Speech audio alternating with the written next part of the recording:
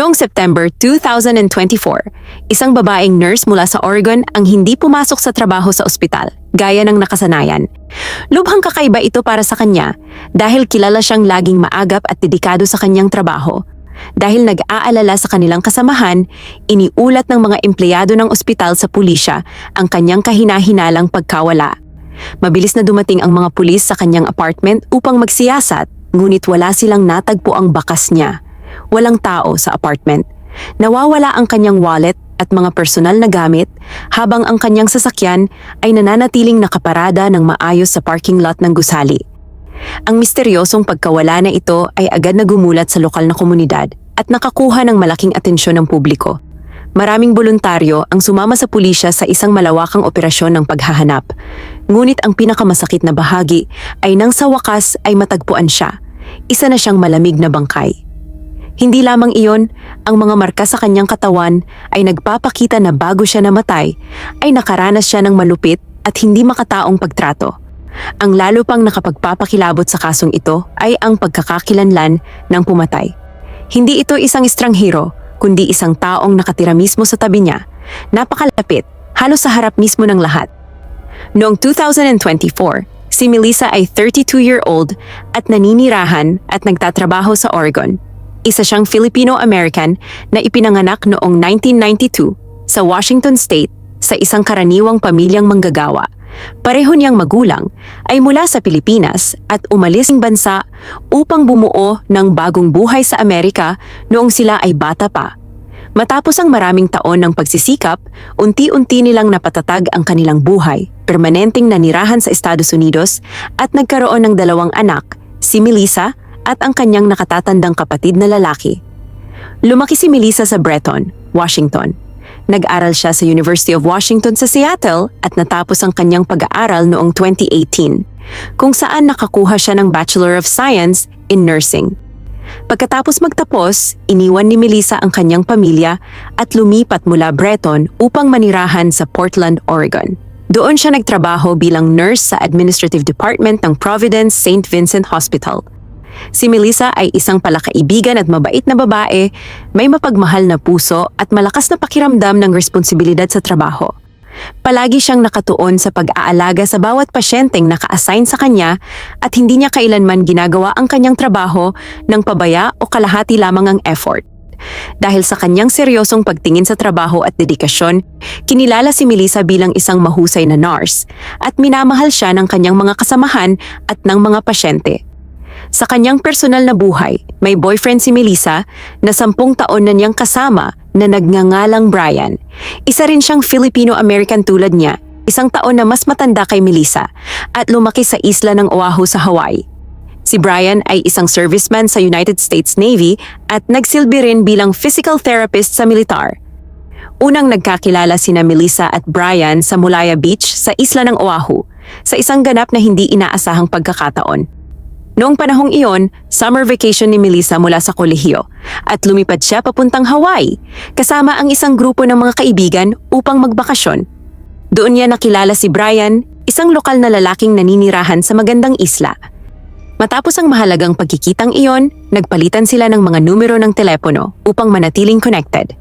Sa pamamagitan ng mga text messages at tawag sa telepono, ang kanilang simpleng pagkakaibigan ay unti-unting naging pag-ibig. Kahit na libu-libong milya ang layo nila sa isa't isa, nagpasya silang ipagpatuloy ang mahirap na long-distance relationship na ito. 2023, itinalaga si Brian ng militar upang magtrabaho sa Breton Naval Hospital sa Washington State bilang isang physical therapist. Sa parehong taon, nag-propose si Brian kay Melissa sa kanyang bayan sa Hawaii at pumayag siya. August 24, 2024, opisyal na ikinasal sina Melissa at Brian. Ginawa nila ang kanilang kasal sa Hawaii, ang lugar kung saan sila unang nagkakilala, na nasaksihan ng kanilang pamilya at malalapit na kaibigan sa magandang Waiya Valley. Akala ng lahat na pagkatapos ng kasal ay magsisimula na si Melissa ng isang masayang buhay mag-asawa kasama ang lalaking minahal niya sa loob ng 1 dekada. Mukhang napakalawak ng hinaharap para sa bagong kasal.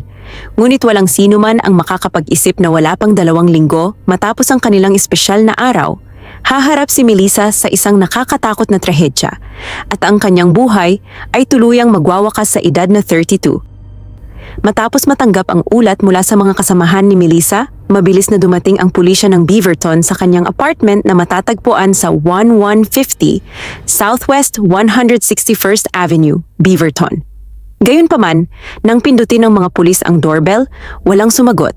Ilang beses silang kumatok, ngunit nanatiling tahimik ang loob ng apartment, parang walang tao sa loob. Matapos makakuha ng pahintulot, pumasok ang mga pulis sa apartment upang magsiyasat, ngunit wala pa rin silang natagpo ang bakas ni Melissa. Kapansin-pansin na ang kanyang purse, wallet at mga personal na gamit na karaniwan niyang dala ay wala sa loob ng bahay. Pinalawak ng mga pulis ang kanilang paghahanap at siniyasat ang buong gusali ng apartment, ngunit wala silang natagpo ang anumang mahalagang bakas. Ang tanging natuklasan nila ay ang sasakyan ni Melissa na nananatiling nakaparada ng maayos sa parking lot ng gusali. Mas lalo itong nagbigay ng pag-aalala sa kanila dahil kung kusang umalis si Melissa, tiyak na gagamitin niya ang kanyang sasakyan. Upang makahanap ng mga pahiwatig, sinuri ng mga pulis ang mga bank records at credit cards ni Melissa. Ngunit ipinakita ng resulta na mula nang mawala siya, wala ni isang transaksyon ang naganap. Bukod pa rito, hindi rin makontak ang kanyang cellphone. Mukhang naka-off ito o ubos na ang baterya. Dahil dito, napunta sa dead end ang investigasyon ng pulisya dahil wala silang paraan upang matukoy ang huling lokasyon ni Melissa gamit ang signal ng kanyang telepono. Dahil dito, kinontak ng pulisya ang bagong kasal na asawa ni Melissa na si Brian upang makakuha ng karagdagang impormasyon. Gayunpaman, labis na nagulat at nag-alala si Brian nang marinig na nawawala ang kanyang asawa. Sinabi niya na ang huli nilang pag-uusap ni Melissa ay bandang 6:00 ng umaga noong araw na iyon. Pagkatapos nito, naging abala siya sa trabaho sa ospital at wala siyang natanggap na anumang mensahe o tawag mula sa kanyang asawa. Inakala niya na abala rin si Melissa sa kanyang duty.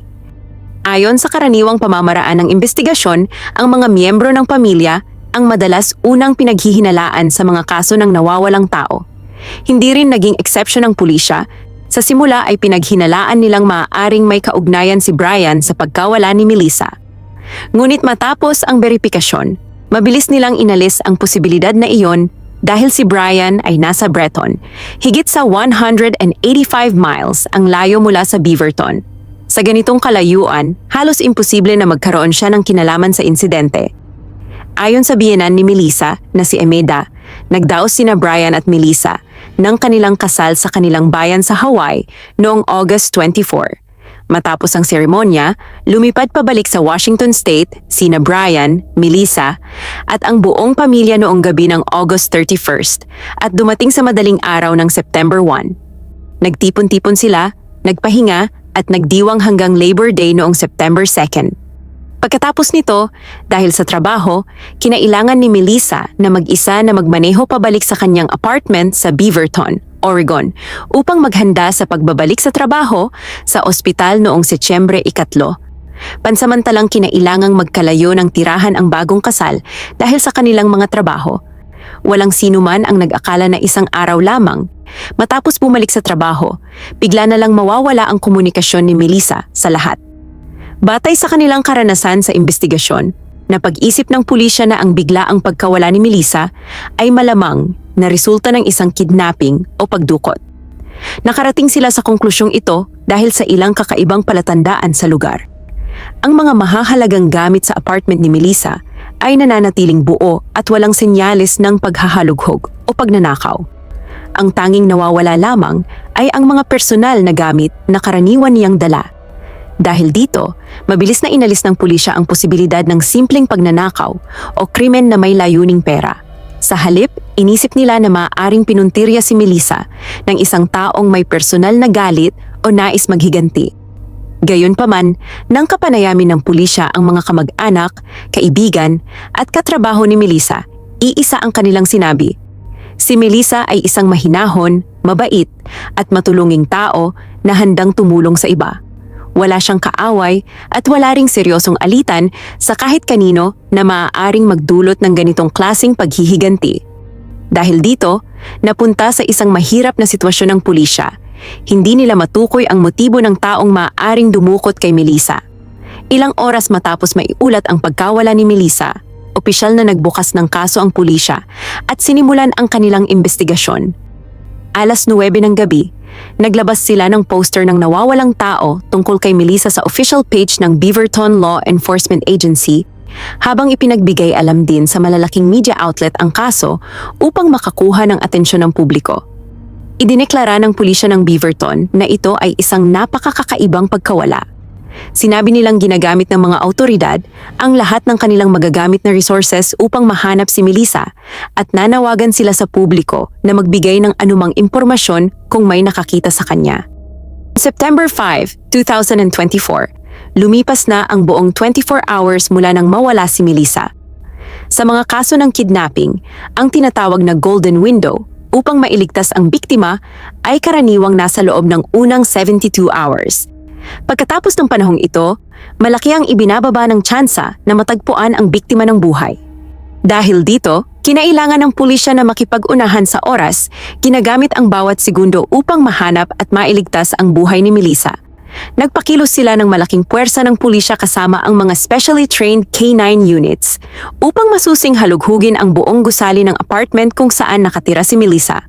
Sinubukan ng mga police dogs na sundan ang kanyang amoy, habang ang mga pulis ay kumatok sa bawat pinto ng mga residente sa gusali, umaasang makakuha ng anumang kapaki-pakinabang na impormasyon tungkol sa nangyari noong araw na mawala si Melissa. Maagang maaga noong September 6, 2024, bandang alas 7 ng umaga, nagsimula ang pamilya ni Melissa kasama ang isang volunteer search team na inayos ng kanyang mga kaibigan na palawakin ang paghahanap sa mga lugar sa paligid ng gusali ng apartment. Humigit kumulang 100 na voluntaryo ang lumahok sa operasyon ng paghahanap. Patuloy silang nagdikit ng mga poster ng nawawalang tao ni Melissa sa mga karatig na lugar at sa mga poste ng ilaw. May ilang mababait na residente pa nga ang nagpunta online at sa mga blog upang maghanap ng mas marami pang volunteers. Nagtipon sila sa isang parking lot malapit sa apartment ni Melissa at mula roon ay naghiwa-hiwalay upang magsagawa ng grid search sa lahat ng mga trail, eskinita at kalsada sa lugar. Ngunit matapos ang isang nakakapagod na araw ng paghahanap, bumalik sila na walang anumang resulta. Lalong nag-aalala at nababalisa ang pamilya ni Melissa dahil sa kanyang misteryosong pagkawala. Sa puntong iyon, mahigit 48 hours nang nawawala si Melissa. Bagamat unti-unting humihina ang pag-asa sa bawat oras na lumilipas, tumanggi ang kanyang pamilya na sumuko. Patuloy silang nananalangin na sana ay makabalik si Melissa ng ligtas. Umaasa sila sa isang himala. Ngunit sa kasamaang palad, hindi nagpakita ng awa ang kapalaran sa mabait na dalagang iyon. Sa huli dumating ang balitang kinatatakutan ng kanyang pamilya, ang balitang matagal nilang ipinagdarasal na sana ay hindi mangyari. Bandang 3:02 ng madaling araw noong September 7, 2024, opisyal na inihayag ng pulisya ang isang napakasakit na balita. Natagpuan na nila ang bangkay ni Melissa. Kasabay nito, inaresto rin nila ang isang lalaking suspect na may kaugnayan sa kaso na nagngangalang Bryce Jonathan Schubert. Nang matagpuan ang katawan ni Melissa, maraming nakikitang sugat sa kanyang katawan na nagpapahiwatig na bago siya namatay ay nakaranas siya ng malupit at hindi makataong pagtrato. Ayon sa pagsusuri ng mga forensic expert, ang sanhi ng kanyang pagkamatay ay pagsakal. Batay sa mga ebidensyang nakalap, napagpasyahan ng pulisya na malamang ay pinatay si Melissa sa mismong araw na siya ay dinukot. Ibig sabihin, habang isinasagawa pa ang operasyon ng paghahanap, wala na pala siya sa mundong ito. Ang suspect na si Bryce ay 27 years old lamang nang siya ay arestuhin. Ang mas lalong ikinagulat ng lahat ay ang katotohanang siya pala ay kapitbahay ni Melissa at nakatira sa parehong gusali ng apartment. Si Bryce ay isa ring lalaking nurse, may matangkad at matipunong pangangatawan. Ipinanganak siya noong January 11, 1997 at lumaki sa Oregon. Ayon sa investigasyon ng pulisya, ang ospital kung saan nagtatrabaho si Bryce ay nasa humikit kumulang 12 miles ang layo mula sa ospital ni Melissa. Hindi rin siya kailanman nagtrabaho sa parehong ospital ni Melissa. Magkaiba ang kanilang mga lugar ng trabaho at tila wala silang koneksyon sa isa't isa sa pamamagitan ng trabaho. September 9, 2024, unang humarap si Bryce sa korte sa Washington County Court sa Hillsboro, Oregon. Sa pagdinig na iyon, formal siyang kinasuhan ng mga taga-usig ng mabibigat na krimen, kabilang ang first-degree murder, first-degree kidnapping, at second-degree abuse of a corpse. Pagkatapos ng pagdinig, ikinulong si Bryce sa Washington County Jail sa Oregon habang hinihintay ang mga susunod na proseso ng kaso. Itinakda ang kanyang preliminary hearing sa September 16. September 16, 2024, dumalo si Bryce sa kanyang unang pagdinig sa pamamagitan ng video link mula sa kulungan. Sa pagdinig na ito, nagpa siya ang Washington County Grand Jury na magdagdag pa ng isa pang kaso laban sa kanya, second-degree murder.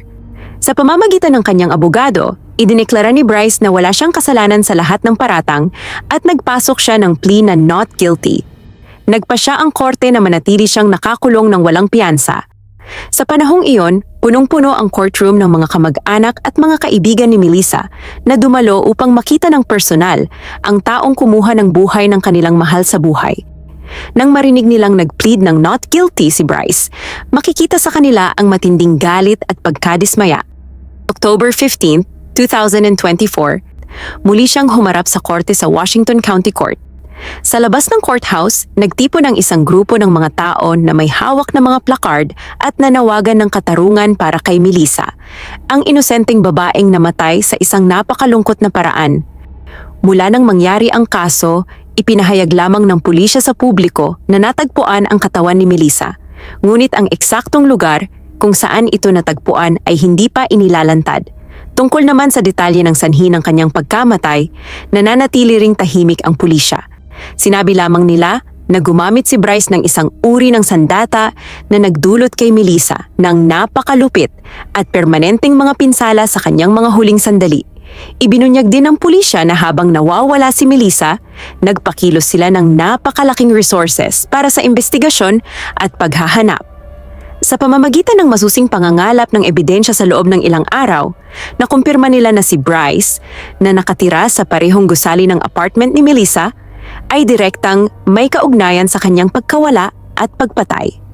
Gayunpaman, hindi pa inilalantad ng pulisya kung anong eksaktong ebidensya ang nag-ugnay kay Bryce kay Melissa. Sa kasalukuyan, nananatiling nakakulong si Bryce sa Washington County Jail habang hinihintay ang mga susunod na pagdinig at paglilitis. Ang kaso ni Melissa ay patuloy pang iniimbestigahan at wala pang pinal na hatol sa ngayon. Marahil sa mga susunod na panahon, kapag nagsimula na ang opisyal na paglilitis, ilalahad ng pulisya sa korte ang mga detalye kung paano ginawa ni Bryce ang krimen at makakamit ang hustisya para kay Melissa. Ang biglaang trahedyang ito ay nagdulot ng matinding dagok sa pamilya ni Melissa. Siya ang pinakabatang anak sa pamilya, minahal at inalagaan ng kanyang ama at ng kanyang nakatatandang kapatid mula pa noong siya ay bata. Hindi lamang siya isang masunurin at mapagmahal na anak, kundi isa ring mabait na anghel sa paningin ng lahat ng nakakakilala sa kanya. Nadurog rin ng husto ang bagong kasal na asawang iniwan niya. Nang hindi man lang nila natutupad ang mga pangarap na binuo nilang dalawa bilang mag-asawa. Ano sa palagay ninyo ang nararapat na hatol para kay Bryce?